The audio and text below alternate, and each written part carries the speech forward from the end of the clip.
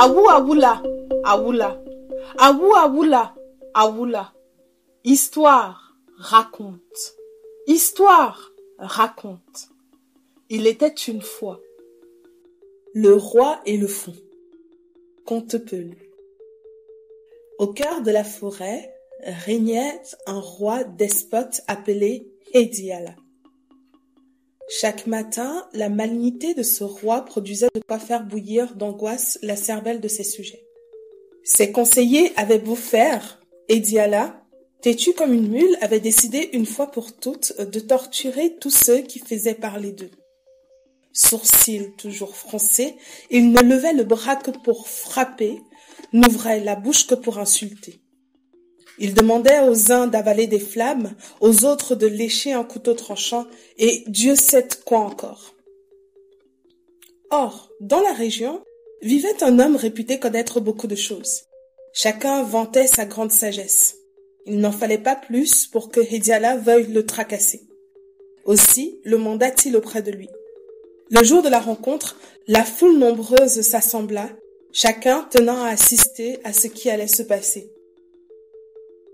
« Il m'est revenu, dit le roi, que tu te piques de tout connaître. »« Seigneur, répondit le sage, je n'ai jamais prétendu à la connaissance totale. Je ne connais que ce que je sais. Et ce que je sais n'est qu'une goutte d'eau, alors que ce que je ne sais pas est un océan immense. »« Ha ha ! Tu ne sais donc rien et cependant tu fais le gros dos au milieu de tes prétendus élèves. Eh bien, tu vas devoir faire un plongeon dans la petite goutte de ton savoir pour y trouver la réponse à cette question. Quand on laisse tomber un pilon dans un mortier vide, le bruit qui en résulte vient-il du mortier ou du pilon?